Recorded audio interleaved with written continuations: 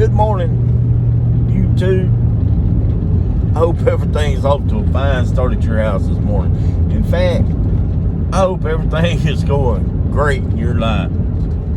Ooh, it could be a lot better than mine, I promise you that. But it's neither here nor there. I guess that's what I get for being such a hard head. And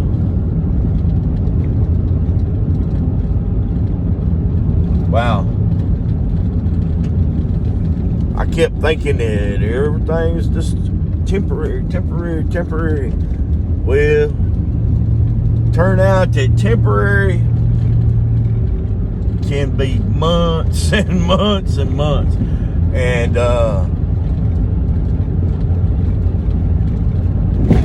for me, the mobile mechanic business is not what it's all cracked up to be. It started out pretty good, and then people realized that, this guy is not like a handyman. He ain't gonna come out here and work for $40 or $50 a day. You know, the first year I did really great working for myself.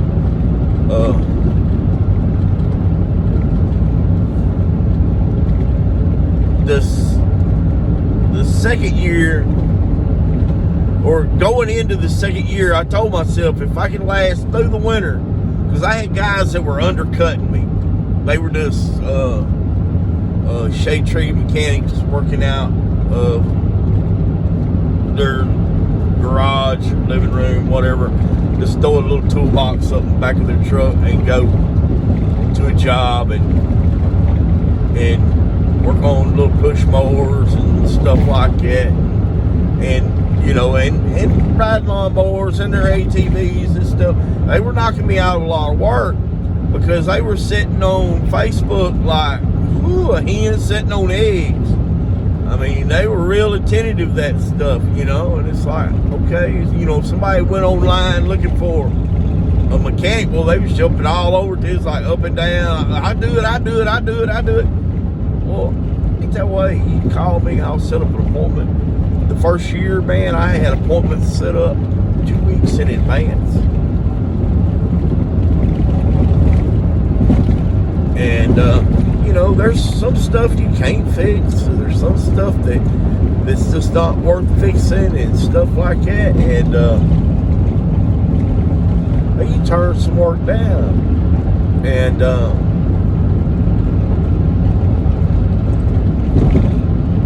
I don't know. I guess my customer base is just not all that great. You got some customers that are just, they're going to take it into shop no matter what. I mean, they're going to take it back to the place where they bought it from. You know, they want that written record, and you know, they want that dealership feel, I guess you might call it. And then you got some people, they don't care. They get out there in their garage and they tinker with it and till they get it. And they'll do anything to save $1.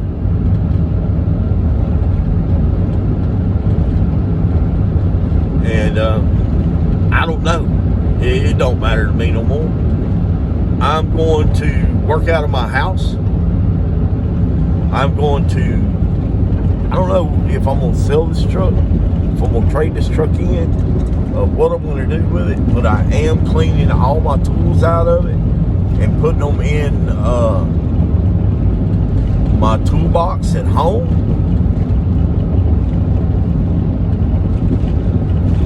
And I'm going to put together me a small box that I can throw in the back of a car, because the gas is killing me, and I never went up on my gas charges. And I was trying to help my customers, and my generosity is part of my downfall, because everything that I was profiting year before last, it was soaking it up this year. And I told myself at the beginning of the first winter, I said, this right here will be the nut cut. I said, if I can make it through this winter right here, and those other guys, they'll be broke. And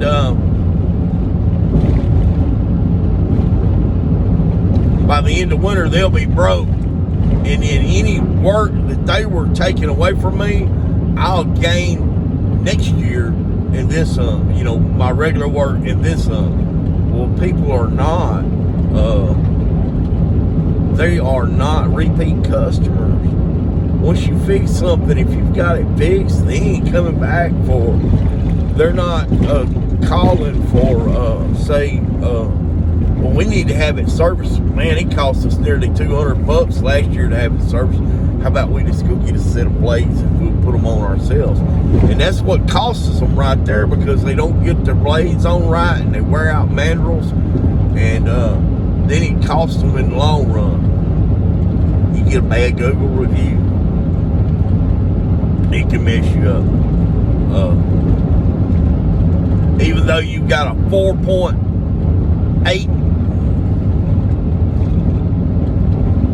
star Google review, that one Google review can mess you up.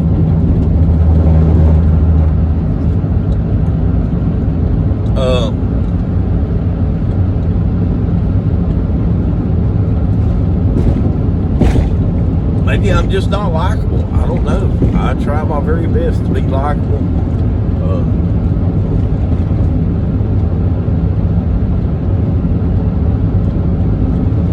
But anyway, to get back to what I was saying, I am unloading my truck, thinking of trading my truck in for something smaller, even thinking about going to a car.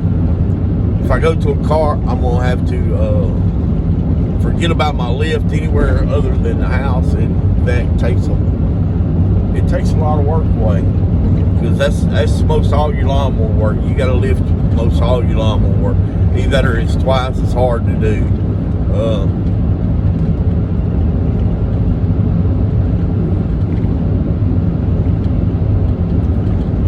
Whether it's a drive belt or a deck belt, you need to lift it to where you can get to it to see what you're doing, where you work.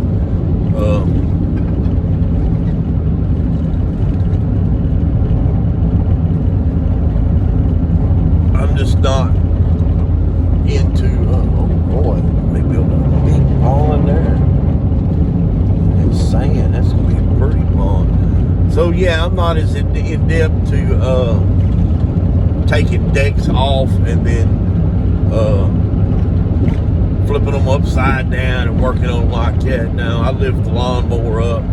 I don't mess with all that. It just takes me minutes to take it and lift it and work on it and put it back down, and I'm done. I'm on to the next job. I ain't got to do no heavy lifting or anything like that. Okay. So I really don't know. And I may just work a deal with the bank. I'm behind on everything. I mean, I'm to the point to where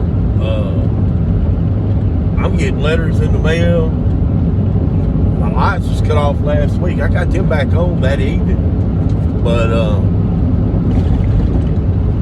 I'm working my way into, and I got my phone. My phone was cut off. But man, that's a major thing right there. When you lose your ability to communicate with folks, you ain't got it. But advertising was what was costing me money, and word of mouth is good, but whenever you work over a huge area like I did, like I do, word of mouth, it's like my neighbors, they might not even go online about once a week.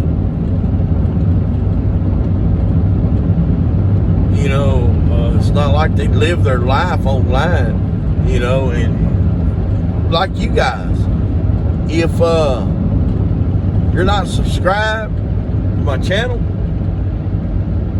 you'll get my updates. And if you've been watching my channel, you'll see, I mean, if you're watching but you're not subscribed, like on my television, I'm not subscribed on my television, I'm subscribed on my phone to the people that I'm subscribed to. But if I watch on television, on YouTube every day, then their channel appears. They're up. I mean, every time they put a new video up, their channel appears on my video, on my video list, my recommended list. But if you're not subscribed on the television, then it won't. So every time I put a video up, say I go a week or 2 weeks without putting a video up, man, I was only getting like 1, 2 subscribers per video. So it's like taking forever to build a subscriber base. And I'm getting the views, really am getting the views. And the shorts, you know, you make a dinky little short with a squirrel looking out over the tree, that's all cool. A lot of times in this stuff, shorts is not good for advertising. I mean, you put a 15-second advertisement up, you're going to watch it in Maine. You're not going to call me in Maine for me to come work on your lawnmower. Let's face it. Facebook got to where they wouldn't even show my ad to people. People just scroll right over my ad. So it's like, what's the point of paying them money just to put it in front of people by a chance encounter that they will stop and look at it? Wasn't working. Because and I did this. I'm like, man, last year about May, it's like, okay, I need to get a really good advertising campaign hard. And I went to YouTube and on Google, and okay, I want to put this in front of, I looked at the square mileage of around where I live and the area that I cover, and it's like this many people lives in this area. I'm like, okay, I need to put my video in front of everyone that lives in this area. I did the math, and seen how much it was going to cost, and it's like, okay, I can afford that. I think it was $150 to do it for 3 days, and I'm like, okay, I can do that. Set the advertisement up, set the video up, set everything up. Phone never did start ringing. I'm like, man, what in the world is going on? Phone never did start ringing. I'm like, golly. At least with the radio, the phone would start ringing. I might have to turn down calls because people want me to come out and work on their Ford Explorer and stuff.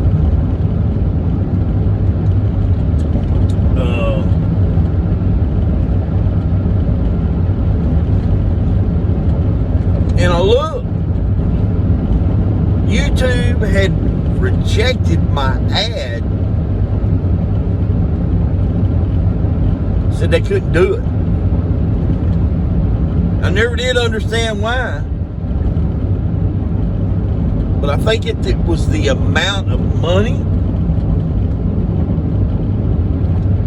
amount of households that I wanted. It was jacked up. Why couldn't they just do what they say they was going to do? Okay, I want to put it in front of this many people in this area. That means everyone.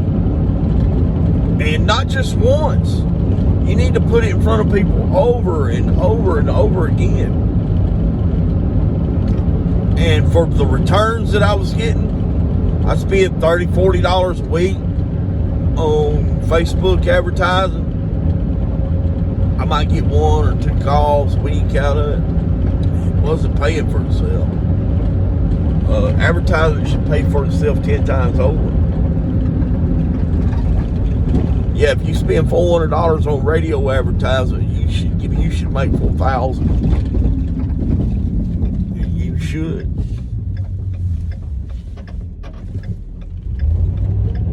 Any kind of advertising, if you can't double what you're, or triple or quadruple what you're spending, then it's not good at all. And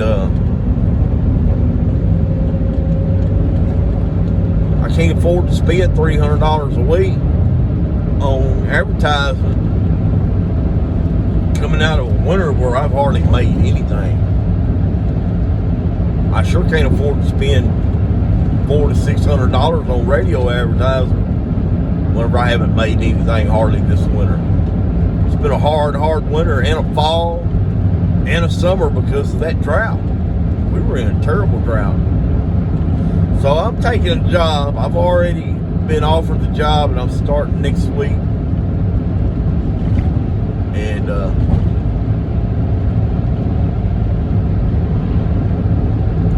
like slick as glass. It's just nasty, eat up full of logs as you've ever wanted to see in your life. Anyway, yeah, I start orientation next week on Monday, and I am still gonna post videos. So if you're watching my video, please subscribe and smash that like button and and ring the bell. That way you'll be notified when I do put new videos up. I'll try to keep them coming once a week. And I will as long as I got new content. I don't like putting all that repetitive stuff up. And I'm not gonna go look at other people's YouTube channels and steal their content to make my content. I'm not gonna do that.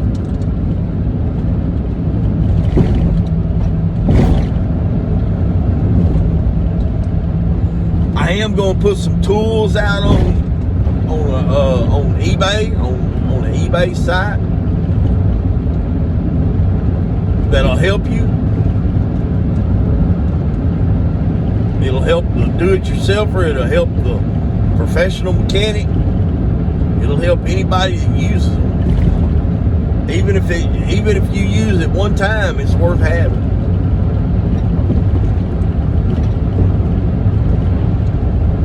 So I've been working with a machine shop to produce these tools. They're going to be quality tools. They're going to be made in America out of good quality metal.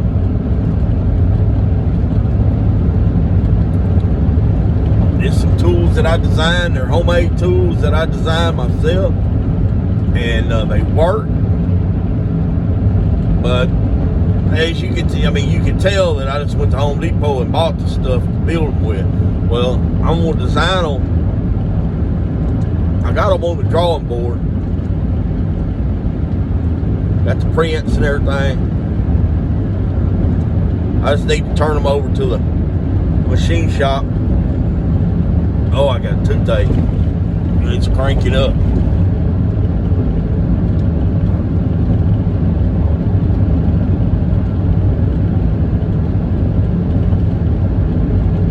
But this morning I'm going over here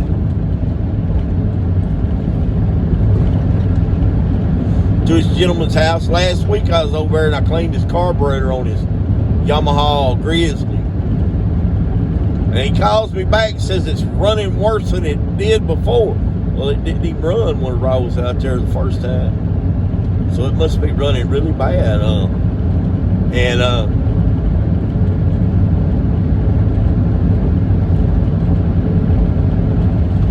so I'm gonna go over. I imagine what it is. He's trying to rush it. Golly, man, he was all the way up in my lane in a curve, and imagine what it is. He's trying to rush it, and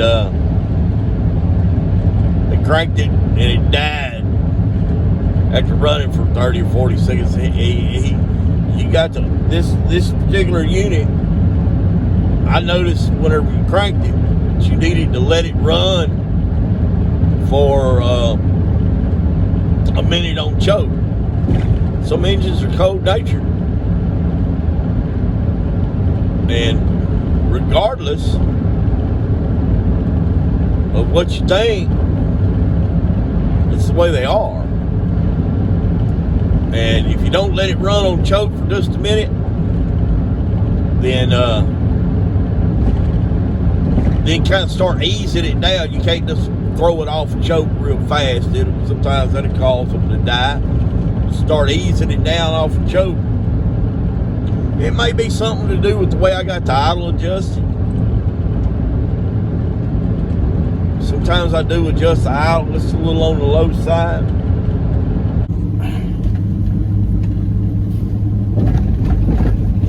Out of gas. Man was out of gas. Imagine that.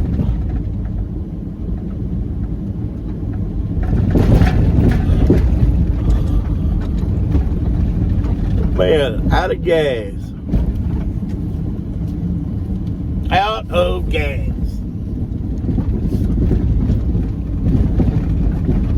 You know what I did? I seen what it was.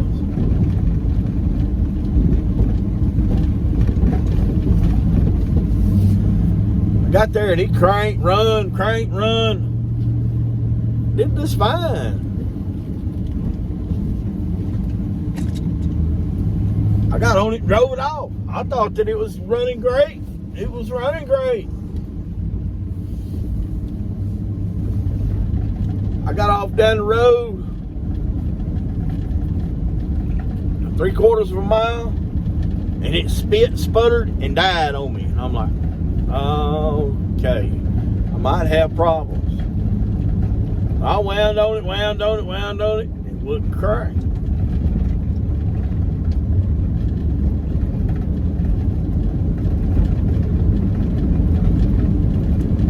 Let it sit just a minute, flip it over on choke,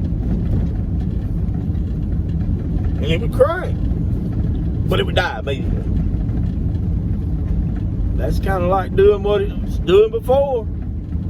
Cranking and dying. But not likely, because I put gas in it when I went out and checked it.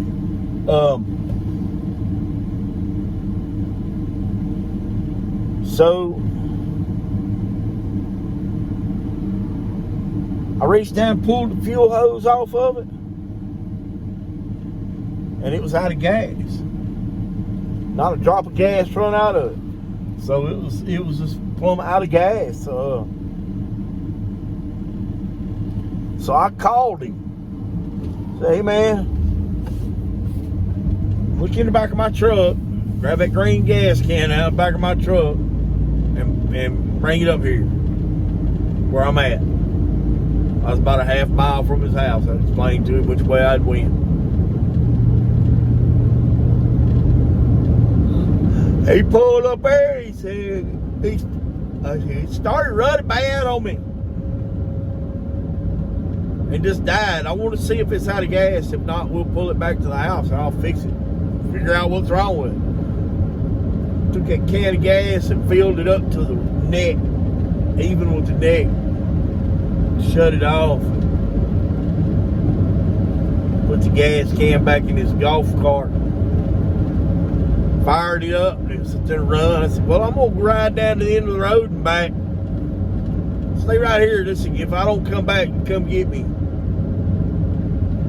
And I rode it. And It accelerates, does everything it's supposed to do.